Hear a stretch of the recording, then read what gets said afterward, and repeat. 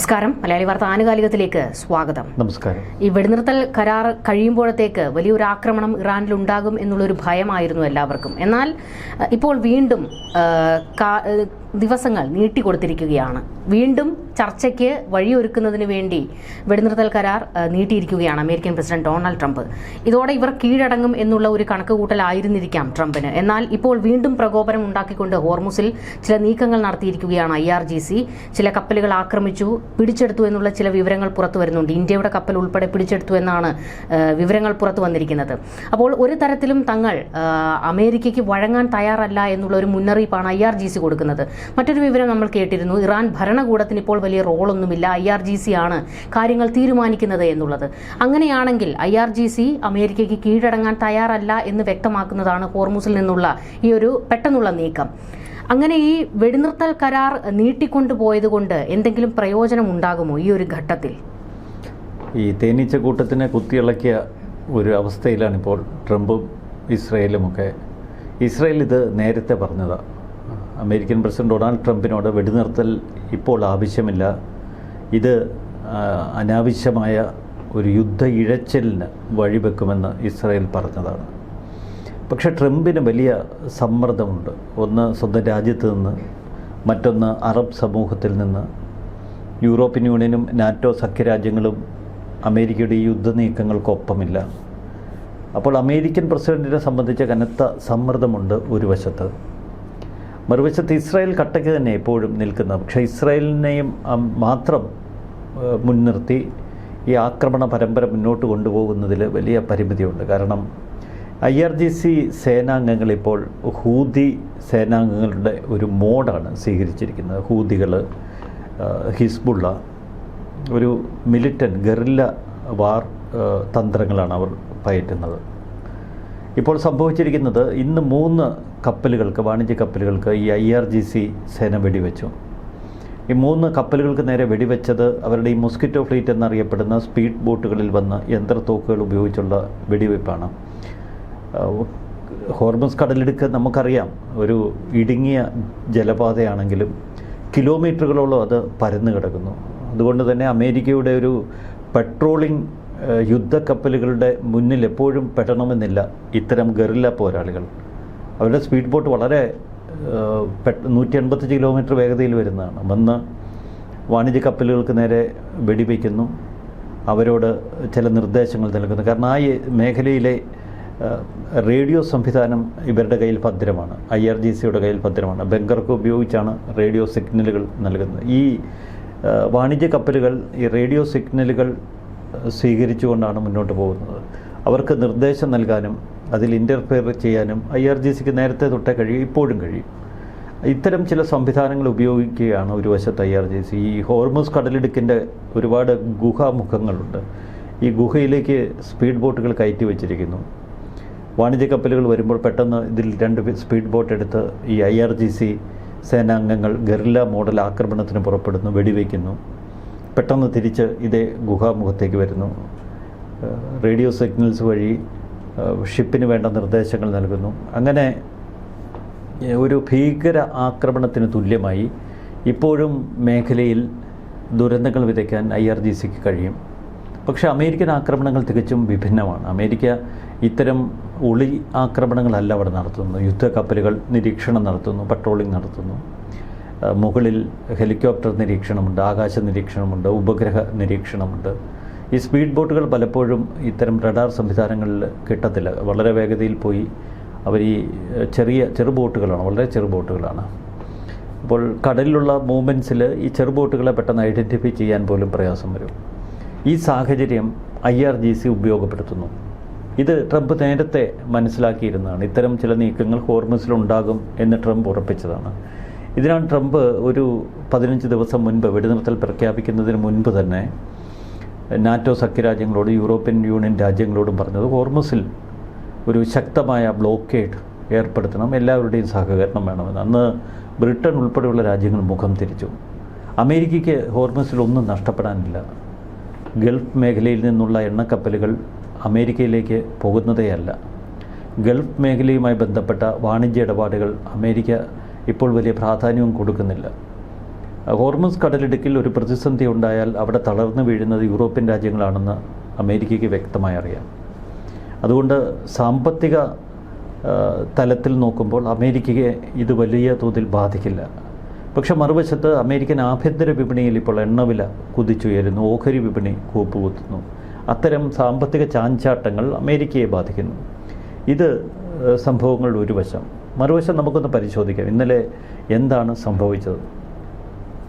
ലോകം ഇന്നലെ രാവിലെ അമേരിക്കയുടെ എയർഫോഴ്സ് 2 വിമാനം വാഷിങ്ടൺ എയർപോർട്ടിൽ ഇസ്ലാമാബാദിലേക്ക് പുറപ്പെടാനായി എല്ലാ തയ്യാറെടുപ്പുകളും പൂർത്തിയായി നിൽക്കുന്നു. JD വാൻസ് ഈ അമേരിക്കൻ എയർഫോഴ്സ് 2 ചെല്ലുമെന്നും പെട്ടെന്ന് യാത്ര ആരംഭിക്കുമെന്നുമുള്ള വാർത്തകൾ വരുന്നു.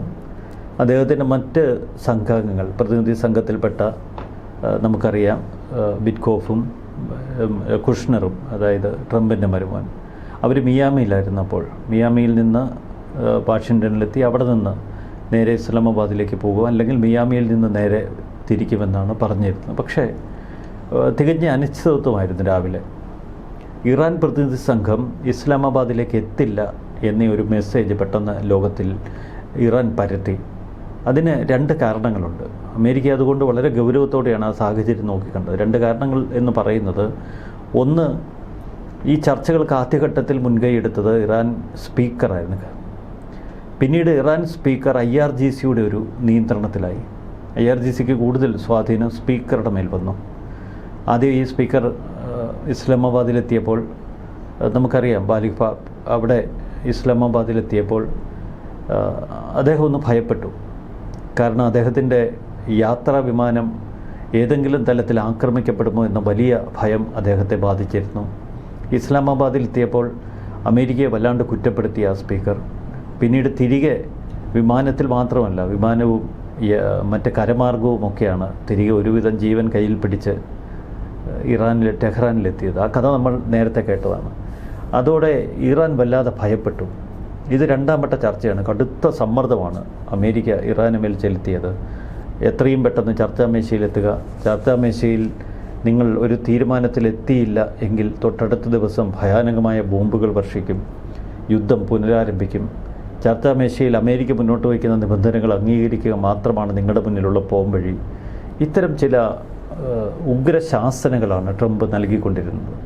മറുവശത്ത് ചർച്ചാമേശ ഒരുക്കാൻ പാകിസ്ഥാനോട് പറയുന്നു.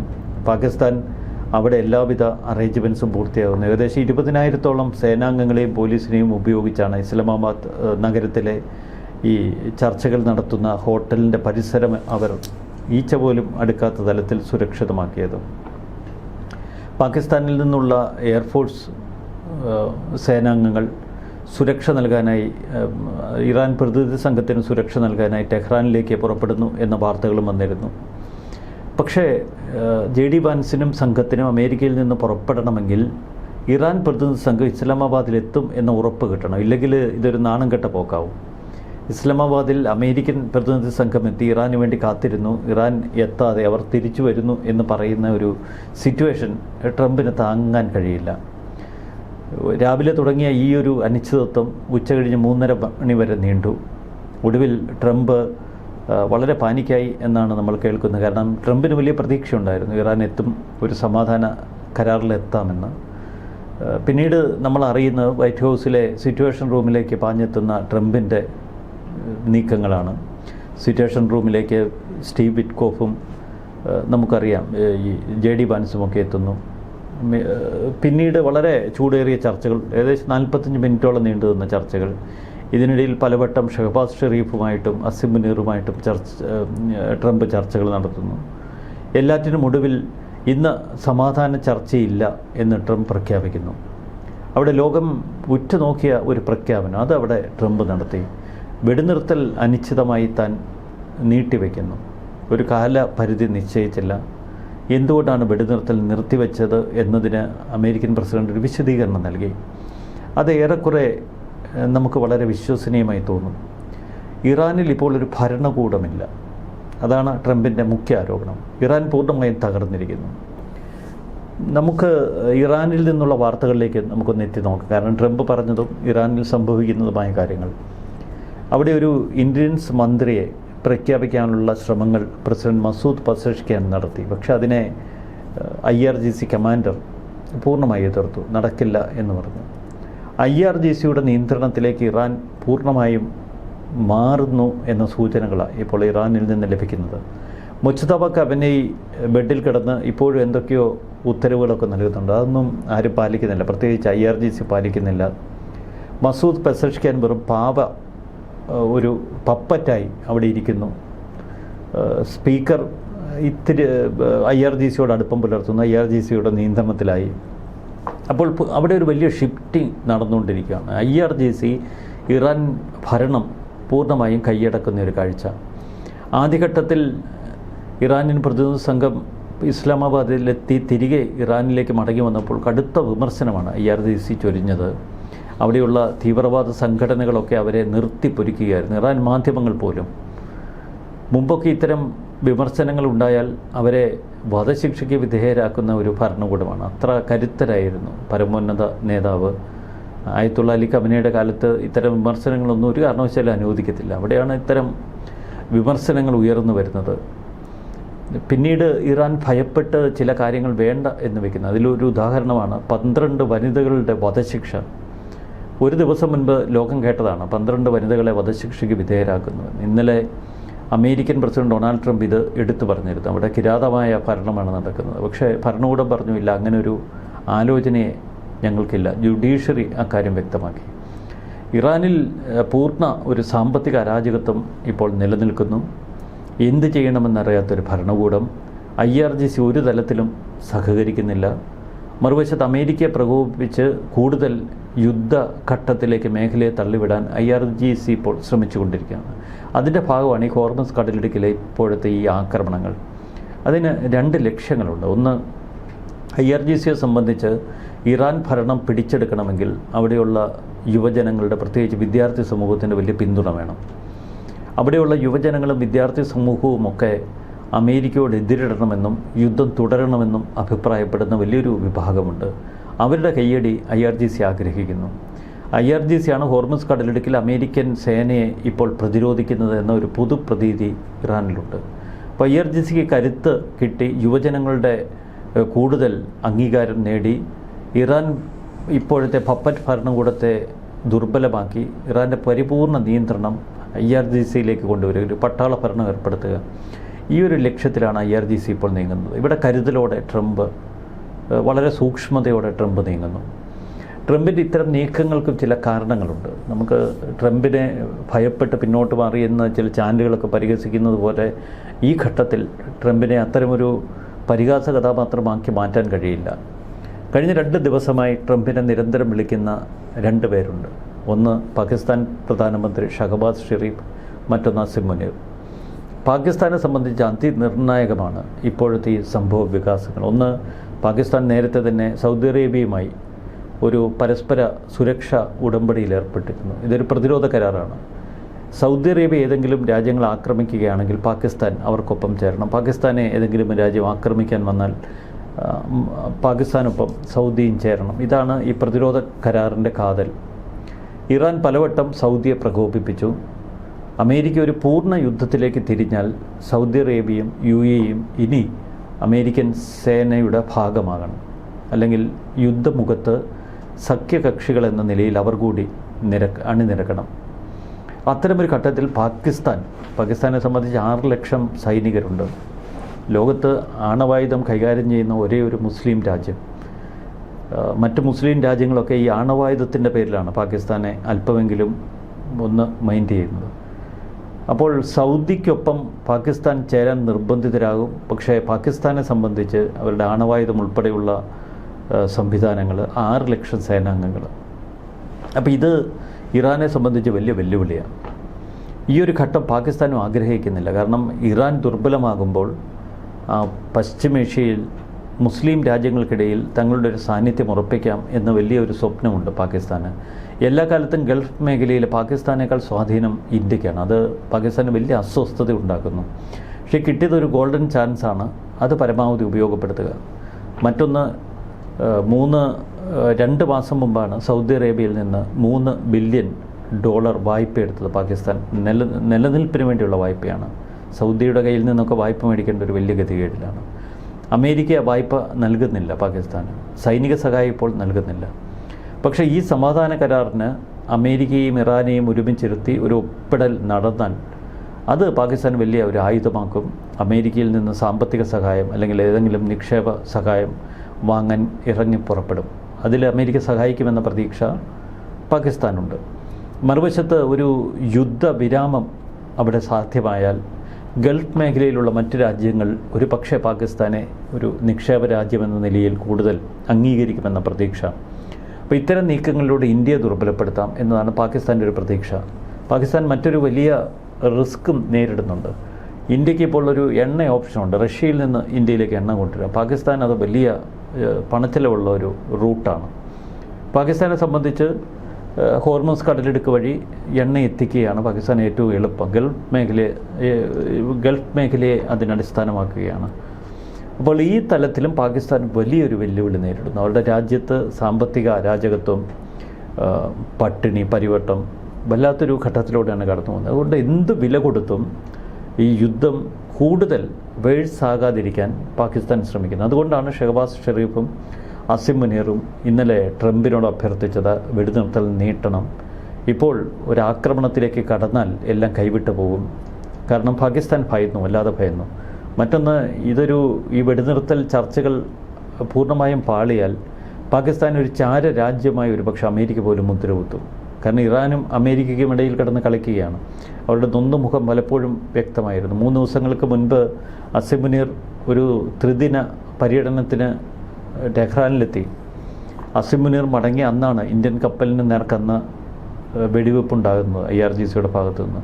ഇപ്പോൾ വീണ്ടും ദുബായിൽ നിന്ന് ഗുജറാത്തിലേക്ക് പുറപ്പെട്ട ഒരു കപ്പലിനാണ് ഒരു വെടിവെപ്പുണ്ടാകുകയും കപ്പലിനോട് ഒമാൻ തീരത്തായിരുന്നത് ഇറാനിയൻ തീരത്തേക്ക് അടുപ്പിക്കാൻ ആവശ്യപ്പെടുകയും ചെയ്തത്. ചുരുക്കത്തിൽ പാകിസ്ഥാൻ്റെ ഇടപെടൽ ഇന്ത്യൻ കപ്പലുകൾക്ക് നേരെയുള്ള ആക്രമണത്തിന് പിന്നിലുണ്ടോ എന്ന് സംശയിക്കേണ്ടിയിരിക്കുന്നു. മസൂദ് പെസഷ്കിയാൻ ഇന്ത്യയുടെ ഒരു അടുത്ത സുഹൃത്താണ്. ഇന്ത്യ വളരെ മസൂദ് പെസഷ്കിയാൻ ഉൾപ്പെടെയുള്ള ഇപ്പോഴത്തെ സുരക്ഷാ കൗൺസിൽ അംഗങ്ങളുമായി വളരെ അടുപ്പം പുലർത്തുന്ന രാജ്യമാണ്. പക്ഷേ IRGC അങ്ങനെയല്ല. IRGCയുടെ ഏതെങ്കിലും തരത്തിലുള്ള നിയന്ത്രണം പാകിസ്ഥാൻ ഉണ്ടോ എന്ന് നമ്മൾ പോലും സംശയിക്കും ഈ ആക്രമണത്തിലൂടെ. അപ്പോൾ ഇപ്പോൾ അവിടെ ഉരുണ്ടുകൂടുന്ന ഈ സാഹചര്യങ്ങൾ കൃത്യമായി നമ്മൾ നിരീക്ഷിക്കുമ്പോൾ അമേരിക്ക വീഴ്ചയുടെ പടുകുഴിയിലേക്കായി എന്നൊന്നും ഇതിനെ കാണാൻ കഴിയില്ല. ഗറില്ല ആക്രമണങ്ങളുണ്ടാകും, ഒറ്റപ്പെട്ട ആക്രമണങ്ങളുണ്ടാകും. ഇതിനെ അവരുടെ ഈ ആക്രമണ വ്യൂഹത്തെ പറയുന്നത് പോലും മൊസ്കിറ്റോ ഫ്ലൈറ്റ് കൊതുകുപട എന്നാണ് പറയുന്നത്. അവരാണ് ആക്രമിക്കുന്നത്. അവരെ അമേരിക്കയെ സംബന്ധിച്ച് കരിച്ചു കളയുക അത്ര എളുപ്പമല്ല. എങ്കിലും അമേരിക്കയ്ക്ക് ഈ തേനീച്ച കൂട്ടത്തിനെ മൊത്തം കരിക്കാനേ കഴിയൂ. പക്ഷെ അതിന് വലിയ വില കൊടുക്കേണ്ടി വരും. കാരണം ഇറാനിൽ അവരുടെ സൈനിക ശക്തിയുടെ നേർക്കായിരുന്നു ഇതുവരെ നടത്തിയ ആക്രമണങ്ങൾ. ഇനിയും ആക്രമണങ്ങൾ കൂടുതൽ കടുപ്പിച്ചാൽ സിവിലിയന്മാർ ഒരുപാട് കൊല്ലപ്പെടും. അത് വലിയ നാശനഷ്ടങ്ങൾക്ക് ഇടവരുത്തും. അമേരിക്ക ആത്യന്തികമായി ലക്ഷ്യമിടുന്നത് അവരുടെ സമ്പുഷ്ടീകരിച്ച യുറേനിയം ആവാം. പക്ഷേ അത് സമാധാന ചർച്ചകളിലൂടെ ഒരു മേശയ്ക്ക് ഇരുവശത്തും ഇരുത്തി അവരെ ഒപ്പിടിയിപ്പിച്ച് തങ്ങളുടെ വരുതിയിലാക്കുക. അതിനുവേണ്ടി വീണ്ടും നയതന്ത്രം അമേരിക്ക പയറ്റും. കാരണം ഇന്നലെ അമേരിക്കൻ നയതന്ത്രം പരാജയപ്പെട്ടു എന്ന് നമുക്ക് പറയാൻ കഴിയില്ല. പക്ഷേ അമേരിക്കൻ നയതന്ത്രത്തിൽ ഊന്നിയ പല നീക്കങ്ങൾ നമ്മൾ കണ്ടിരുന്നു. അതിൻ്റെ ഏറ്റവും ഒടുവിലാണ് എയർഫോഴ്സ് 2 പറന്നുയരാതെ ആ വാഷിങ്ടൺ വിമാനത്താവളത്തിൽ തന്നെ അങ്ങനെ കിടന്നത്. ഇതാണ് അവിടുത്തെ ഒരു പൊതുചിത്രം. അങ്ങനെയാണെങ്കിലും നോക്കുമ്പോൾ ഈ പറയുന്ന അമേരിക്കയുടെയും ഇസ്രയേലിൻ്റെയും നീക്കങ്ങൾ പാളി എന്ന് നമുക്ക് കരുതേണ്ടി വരുമോ? കാരണം ഇറാന് നേർക്കൊരു ആക്രമണം നടത്തുമ്പോൾ ട്രംപും അതുപോലെ തന്നെ നെതന്യാഹുവും പ്രഖ്യാപിച്ചൊരു കാര്യമുണ്ടായിരുന്നു.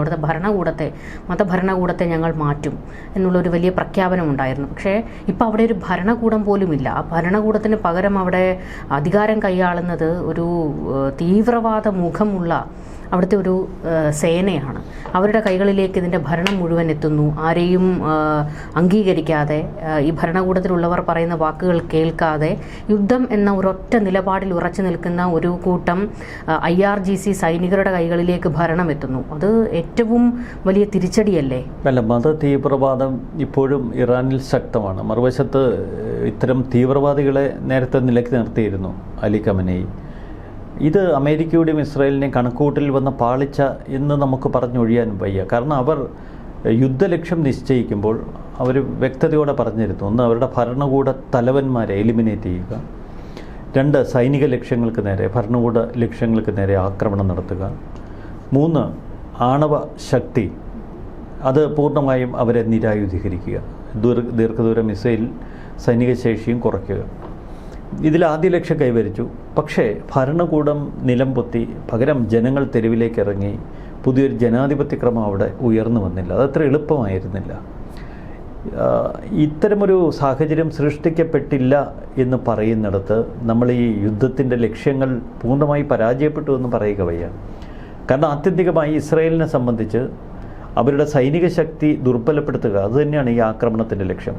അവരുടെ സൈനിക ശക്തിയിലാണ് ഒരു കാലഘട്ടം മുഴുവൻ ഹിസ്ബുള്ള കരുത്താർജിച്ച്, ഒരു കാലഘട്ടം മുഴുവൻ ഹമാസ് നിലകൊണ്ടത്, ഒരു കാലഘട്ടത്തിലൂടെ ഹൂതികൾ വളർന്നത്.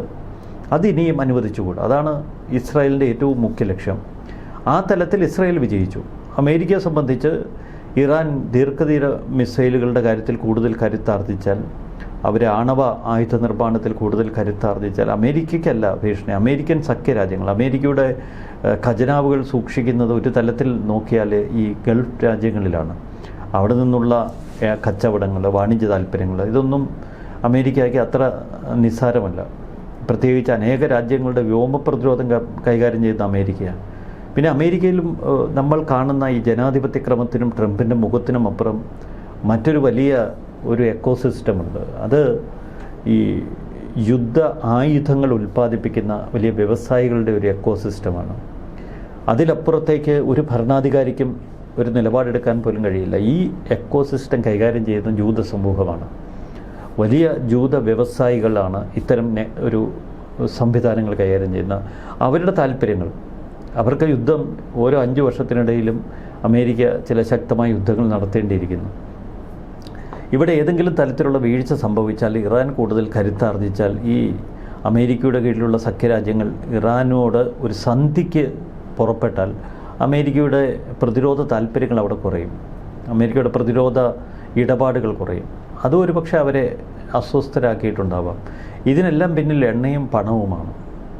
അതാണ് ആത്യന്തികമായി നമ്മൾ മനസ്സിലാക്കേണ്ടത്. പക്ഷേ ഇറാൻ പണം മാത്രമായിരുന്നില്ല. ഇറാൻ ഒരു മതാധിഷ്ഠിത വ്യവസ്ഥിതി ആ രാജ്യത്ത് കെട്ടിപ്പടുത്തു. ആ മതാധിഷ്ഠിത വ്യവസ്ഥിതി മറ്റ് രാജ്യങ്ങളിൽ, ലെബനനിൽ, പലസ്തീനിൽ, യമനിൽ, ഇറാഖിൽ, സിറിയയിൽ ഒക്കെ നടപ്പിലാക്കാൻ ശ്രമിച്ചു. പക്ഷെ മറ്റു പല സ്ഥലങ്ങളിലും അത് പരാജയപ്പെട്ടു. ഇറാഖിൽ അമേരിക്കൻ ഇടപെടൽ ശക്തമായിരുന്നൊരു കാലഘട്ടമുണ്ടായിരുന്നു. ഇപ്പോഴും ഷിയ മിലിഷ്യകൾ അവിടെ ശക്തമാണ്. സിറിയയിൽ ബാഷർ അൽ അസദ് അസ്തമിച്ചതോടെ ഇപ്പോൾ ഷിയ മിലിഷ്യകൾക്ക് അവിടെ നിൽക്കക്കള്ളിയില്ലാതായി. ഇസ്രായേലിന് ഡയറക്റ്റ് ആക്സസ് കൊടുത്തിരിക്കുകയാണ്. ലെബനനിൽ ഇസ്രായേലിൻ്റെ ശക്തമായ പ്രതിരോധത്തിലാണ് അവർ തകർന്നടിഞ്ഞത്. അപ്പോൾ ഇതൊരു നമുക്ക് ഭൂമുഖത്ത് കാണാവുന്ന ഒരു പ്രത്യേക തലത്തിലുള്ള യുദ്ധാവസ്ഥയാണ്. ഈ യുദ്ധാവസ്ഥ ഇങ്ങനെ നിലകൊള്ളും. നിലനിൽപ്പിന് വേണ്ടി വീണ്ടും ഓരോ പോരാട്ടങ്ങളിലേക്ക് കടക്കും. ആ ചക്രം തിരിഞ്ഞുകൊണ്ടേയിരിക്കും. ഈ ഹോർമുസിൻ്റെ വിഷയത്തിൽ ഇനിയിപ്പോൾ എന്ത് നിലപാട് സ്വീകരിക്കാൻ അമേരിക്കയ്ക്ക് കഴിയും? കാരണം അമേരിക്കയ്ക്ക് അവിടെ വലിയ താല്പര്യങ്ങളില്ലെങ്കിലും ഞങ്ങൾക്കൊരു പ്രശ്നവുമില്ല എന്ന് ഡൊണാൾഡ് ട്രംപ് മുൻപ് പറഞ്ഞിട്ടുണ്ട്. സംരക്ഷിക്കേണ്ടവർ വേണമെങ്കിൽ സംരക്ഷിച്ചോട്ടെ എന്നുള്ള നിലപാട് എടുത്തതാണ്. പക്ഷേ അവിടെ നിന്ന് അമേരിക്കയ്ക്ക് പിന്മാറാൻ കഴിയുന്ന ഒരു സാഹചര്യമല്ല. ഈ പറയുന്നത് പോലെ തന്നെ സഖ്യരാജ്യങ്ങളാണ്, അറബ് രാജ്യങ്ങളെ സംരക്ഷിക്കേണ്ട ഒരു ഉത്തരവാദിത്വം അമേരിക്കയ്ക്കുണ്ട്. മറ്റൊരു കാര്യം, നമുക്കും പ്രതിസന്ധിയാണ്. പാകിസ്ഥാൻ ഉൾപ്പെടെ ചൈന, ഇന്ത്യ, എല്ലാ രാജ്യങ്ങൾക്കും ഹോർമുസ് അടയ്ക്കപ്പെടുന്നത് ഒരു വലിയ പ്രതിസന്ധി തന്നെയാണ്. ഇത് ഒരു വലിയ തുറുപ്പ് ചീട്ടായിട്ട് ഇറാൻ എടുക്കുന്നുണ്ട്. അവിടെ ഹോർമുസിൽ നിന്ന് ഞങ്ങൾ പൂർണ്ണമായും ഇറാനെ തുടച്ചു നീക്കുമെന്നൊക്കെ ട്രംപ് പലതവണ ആവർത്തിച്ചു കഴിഞ്ഞു. പക്ഷേ അവിടെ നിന്നൊന്നും ഒരു തരത്തിലും ഈ പറയുന്ന IRGC പിൻവാങ്ങാത്ത ഒരു സാഹചര്യം. നിരന്തരം കപ്പലുകൾക്ക് നേരെ ആക്രമണം, വെടിവെപ്പുകൾ. മറ്റൊരു കാര്യം ഓർക്കണം, അമേരിക്കയുടെ പടക്കപ്പലുകൾ നിരീക്ഷണം നടത്തുന്ന ഒരു ഏരിയയിലാണ് ഈ പറയുന്ന IRGC കൊതുക് വല പോലെ ഒരു വലയം തീർത്ത് ഒരു പ്രതിസന്ധി ഉണ്ടാക്കുന്നത്. അല്ല, മറുവശത്ത് ഇപ്പോൾ ഇന്ത്യ ഒരു നിലപാടെടുക്കും. ഇന്ത്യ ഹോർമുസ് കടലിടുക്കിലൂടെ കടന്നു വന്ന ഇന്ത്യൻ കപ്പലുകൾക്ക് നേരെ നിരന്തര വെടിവെപ്പ് IRGCയുടെ ഭാഗത്തു നിന്നുണ്ടായാൽ ഇന്ത്യക്ക് ഒരു നിലപാടെടുക്കേണ്ടി വരും. ഇന്ത്യ ഒരു നിലപാടെടുക്കുമ്പോൾ ലോകരാജ്യങ്ങൾ അതിനോടൊപ്പം നിൽക്കും. നാറ്റോ അല്ലെങ്കിൽ യൂറോപ്യൻ യൂണിയൻ രാജ്യങ്ങൾക്ക് എല്ലാ കാലത്തും മുഖം തിരിച്ച് നിൽക്കാൻ കഴിയില്ല. അവർ ഇതുവരെ എടുത്തൊരു സ്റ്റാൻഡുണ്ട്, നാറ്റോയും യൂറോപ്യൻ യൂണിയൻ രാജ്യങ്ങളും. അത് ഇറാനെതിരെയുള്ള യുദ്ധത്തിനെതിരെ. അവിടെ നിന്ന് കാര്യങ്ങൾ മറ്റൊരു തലത്തിലേക്കാണ് ഇപ്പോൾ എത്തിയിരിക്കുന്നത്. ഇത് ഇറാനെതിരെയുള്ള യുദ്ധമല്ല, ഇത് IRGCയുടെ ഭീകരതയ്ക്കെതിരെ ഇപ്പോൾ ലോകരാജ്യങ്ങൾ സംഘടിക്കേണ്ട ഒരു ആവശ്യകതയിലേക്കാണ് നീങ്ങുന്നത്. അപ്പോൾ നാറ്റോ അല്ലെങ്കിൽ യൂറോപ്യൻ യൂണിയൻ രാജ്യങ്ങൾ വരും ദിവസങ്ങളിൽ നിർബന്ധിതരാകും ഒരു നിലപാടെടുക്കാൻ. കാരണം അല്ലെങ്കിൽ ലോകക്രമം വല്ലാണ്ട് ഉലയും, സാമ്പത്തിക അരാജകത്വത്തിലേക്ക് പല രാജ്യങ്ങളും കൂപ്പുകുത്തും. അതുകൊണ്ട് നിലപാടെടുക്കാതിരിക്കാൻ കഴിയില്ല. ഇസ്രയേൽ ഇനി കൈകെട്ടി നോക്കി നിൽക്കില്ല. ട്രംപ് വെടിനിർത്തൽ നീട്ടി എന്ന് പറയുമ്പോഴും മറുവശത്ത് മറ്റ് രാജ്യങ്ങളുടെ കപ്പലുകൾക്ക് നേരെ നിരന്തര ആക്രമണങ്ങളുണ്ടാകുമ്പോൾ ഇസ്രയേൽ കയ്യും കെട്ടി നോക്കി നിൽക്കില്ല. ഇസ്രയേലും കടന്നാക്രമിക്കുക അവരുടെ ഊർജ്ജ കേന്ദ്രങ്ങൾക്ക് നേരെ. അവരുടെ വീണ്ടും ഒരു സിവിലൈസേഷൻ പോലും, അമേരിക്ക ഒരിക്കൽ പറഞ്ഞല്ലോ സിവിലൈസേഷൻ ഞങ്ങൾ തുടച്ചു നീക്കുമെന്ന്. അത്തരം ആക്രമണങ്ങൾ നമുക്ക് പ്രതീക്ഷിക്കാം ഇസ്രയേലിൻ്റെ ഭാഗത്തു നിന്നും. പക്ഷെ അത് ഒരു പോസ്, ആ യുദ്ധത്തിനൊരു പോസ് ട്രംപും ഇസ്രയേലും ഒക്കെ നൽകിയിരിക്കുന്നത് യാഥാർത്ഥ്യബോധത്തോടെ നാറ്റോയും യൂറോപ്യൻ യൂണിയൻ രാജ്യങ്ങളുമൊക്കെ ഈ ഒരു യുദ്ധഘട്ടത്തിലേക്ക് വരട്ടെ എന്ന് വിചാരിച്ചിട്ടാണ്. കാത്തിരുന്ന് കാണാം. എന്തായാലും വരും ദിവസങ്ങളിൽ 2-3 ദിവസത്തിനുള്ളിൽ ഇത് മറ്റൊരു തലത്തിലേക്ക് ഹോർമസ് കടലിടുക്കിലെ ഈ ആക്രമണം എസ്കലേറ്റ് ചെയ്യപ്പെടും. എന്തായാലും ഒരു ഭരണകൂടത്തെ അട്ടിമറിച്ചുകൊണ്ട് അവിടുത്തെ സൈന്യം അധികാരം കൈയാളുന്നു. എന്നാൽ ആ സൈന്യത്തിന് ഒരു ഭീകരതയുടെ മുഖം വരുന്നു. അതാണ് നമ്മളിപ്പോൾ ഇറാനിൽ കണ്ടുകൊണ്ടിരിക്കുന്നത്. ഹോർമുസിൽ അതിൻ്റെ പ്രതിസന്ധിയാണ് ഉണ്ടാകുന്നത്. ഇന്ത്യ ഉൾപ്പെടെയുള്ള കപ്പലുകൾക്ക് നേരെ നടക്കുന്ന ആക്രമണം ഒരു അബദ്ധമായിട്ട് കരുതാൻ കഴിയില്ല. ഇത് ഒരു സമ്മർദ്ദം ഉണ്ടാക്കുന്നതിന് വേണ്ടി, അമേരിക്കയെയും ഇസ്രയേലിനെയും ഒരു പ്രതിരോധത്തിലാക്കുന്നതിന് വേണ്ടിയുള്ള ശക്തമായ നീക്കമാണ് IRGCയുടെ ഭാഗത്തു നിന്നുണ്ടാകുന്നത്. എന്നാൽ IRGCയെ പിടിച്ചുകെട്ടാൻ അതിശക്തമായ നീക്കവുമായി അമേരിക്കയും ഇസ്രയേലും രംഗത്ത് വരും എന്നുള്ള ചില സൂചനകൾ പുറത്തു വരുന്നുണ്ട്. വരും മണിക്കൂറുകളിൽ അല്ലെങ്കിൽ വരും ദിവസങ്ങളിലൊക്കെ IRGCക്ക് നേരെ ഒരു ശക്തമായ നിലപാട് ഉണ്ടാകും എന്നുള്ളതാണ്. കൂടുതൽ ചർച്ചകളുമായി കാണാം. നമസ്കാരം.